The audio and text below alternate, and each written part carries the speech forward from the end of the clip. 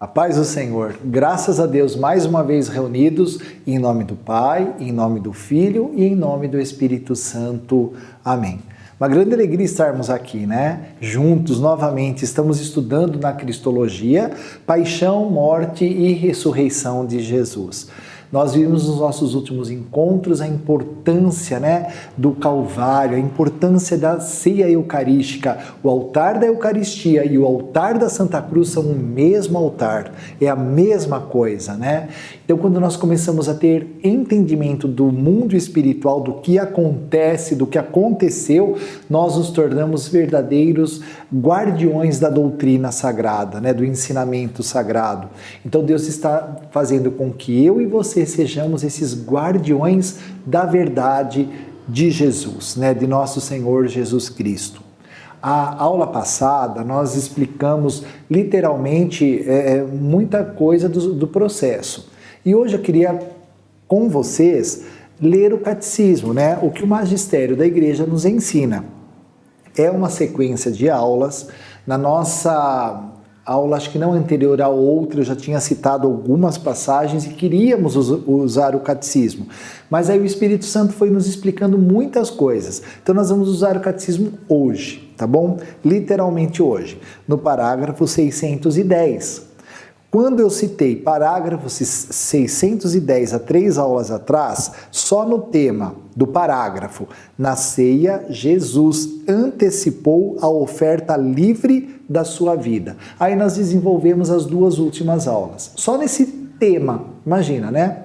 Então, pega o seu catecismo, né? Catecismo da Igreja é o magistério nos ensinando, isto é o ensinamento oficial da Igreja.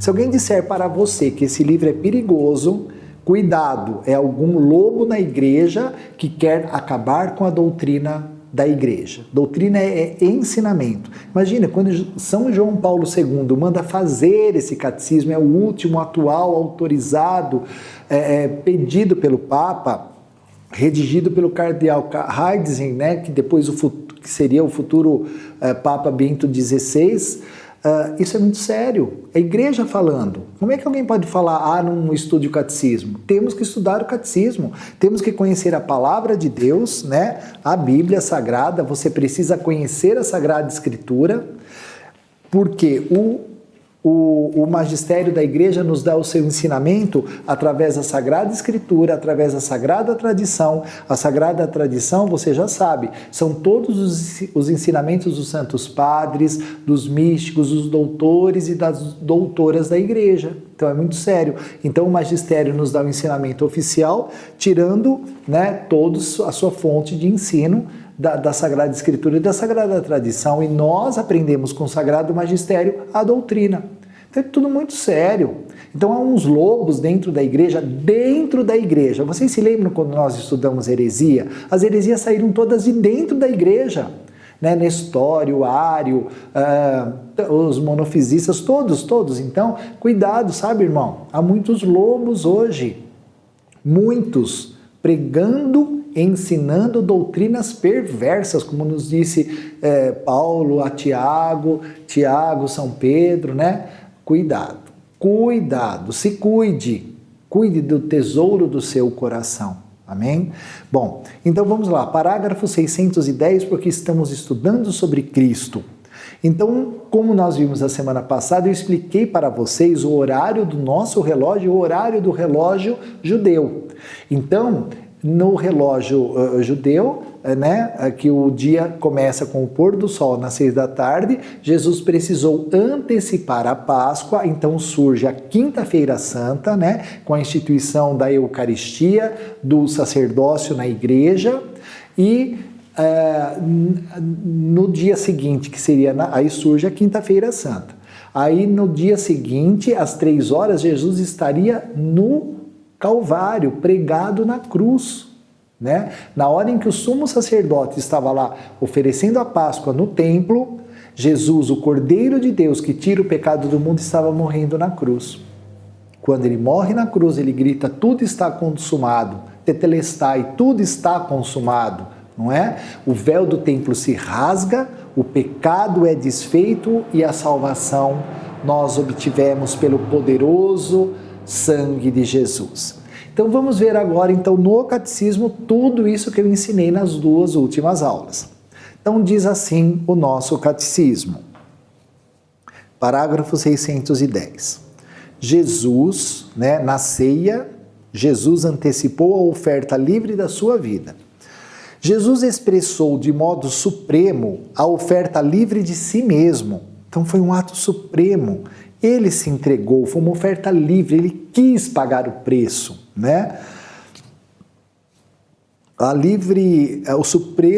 Jesus expressou de modo supremo a oferta livre de si mesmo na refeição que tomou com os 12 apóstolos, na noite em que foi entregue, na noite em que Judas o traiu, Na véspera da sua paixão, quando ainda estava em liberdade, Jesus fez desta última ceia, porque a última ceia era uma ceia judaica. Nesta noite, Jesus iria levar à plenitude a ceia judaica. Ele não aboliu a ceia judaica, Tanto que a religião judaica, como eles não têm Jesus como o Messias, eles não têm Jesus como Jesus Cristo, eles continuam celebrando a Páscoa do Velho Testamento. Mas Jesus, nesta noite, por isso que no cristianismo a gente chama de última ceia, porque era uma noite de última um aperfeiçoamento, uma plenitude. Porque passaria a velha aliança do Velho Testamento e seria o sangue da nova e eterna aliança. O sangue do Cordeiro de Deus que tira o pecado do mundo. Então Jesus fez desta última ceia com seus apóstolos o memorial da sua oferta voluntária ao Pai. Então o memorial, mas não era um memorial, nós vamos estudar isso quando estudarmos os mistérios da Santa Missa. Assim que terminarmos o credo niceno-constantinopolitano, passaremos para os mistérios da Santa Missa. Esse memorial que diz aqui não é um memorial de lembrança, não, mas é um memorial de atualização do momento. Daquele momento da ceia, que isso junto com o Calvário, o que acontece na Santa Missa é uma atualização do sacrifício de Jesus. Quando estudarmos a Santa Missa, eu vou explicar para vocês tintim por tintim. Você vai entender a grandeza do santo sacrifício da missa, tá bom? Vamos continuar aqui. Então, Jesus fez desta última ceia com seus apóstolos o memorial da sua oferta voluntária ao Pai. Isto é o meu corpo que é dado por vós. Isto é o meu sangue, o sangue da aliança. Olha a aliança com letra maiúscula aí. O sangue da aliança, que é derramado por muitos para a remissão dos pecados. 611. A Eucaristia, então, nesta noite de quinta-feira, dessa Páscoa celebrada por Jesus, ele levou tudo à perfeição. Então aí, o que acontece? Surge a Eucaristia. Não existia a Eucaristia, Mas quando ele pega o pão e diz, isso é o meu... Dá licença.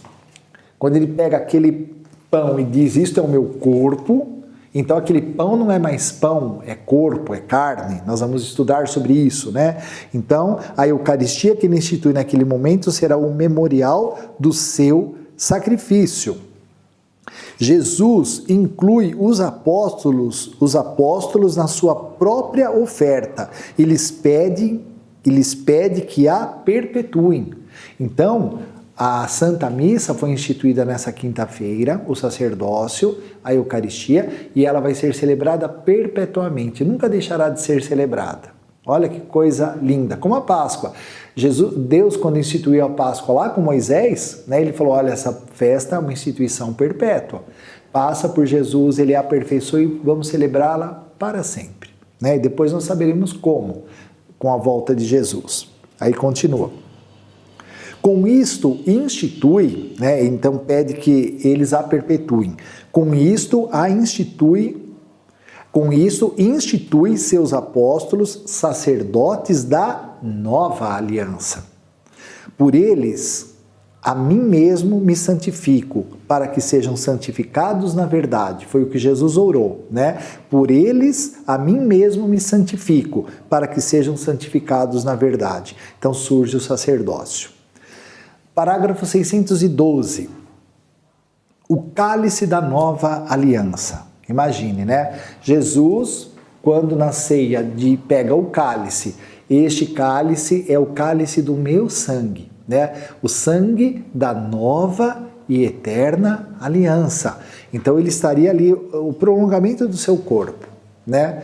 A mesma coisa, o sangue que estava no corpo de Jesus também estava aqui. Esse vinho não era mais vinho, era sangue. O sangue de Jesus. Nós vamos estudar sobre isso? Vamos. Então, diz assim, a agonia no Getsemane. O cálice da nova aliança que Jesus antecipou na ceia, oferecendo-se a si mesmo. Então, a ceia é o quê? A ceia pascal, a instituição da missa, né? Então, ele antecipou. Então, por isso que eu falo que o altar da Eucaristia, o altar da Santa Cruz é o mesmo altar. Aí continua, o cálice da nova aliança que Jesus antecipou na ceia, oferecendo-se a si mesmo, aceita-o em seguida das mãos do Pai na sua agonia no Getsemane, tornando-se obediente até a morte. Jesus ora, meu Pai, se for possível, que passe de mim este cálice. Exprime assim o horror que a morte representa para a sua natureza humana, porque Jesus é todo homem e todo Deus. Ele iria sofrer como homem agora na cruz. Ele entra em agonia no Getsemane, não é? Então, é terrível, sabe, gente? Quando nós sabemos que uma doença pode nos matar, nos levar embora, nos tirar a vida aqui do corpo, né? E Jesus sabia que chegou o momento dele pagar o preço. Ele era o Cordeiro de Deus. A missão dele era tirar o pecado do mundo, salvar o homem. Jardim de Getsemane. Getsemane, você sabe o que significa? É a pedra para extrair o azeite. Olha que interessante. Jesus estava no Getsemane. Na sua agonia, ele estava sendo espremido.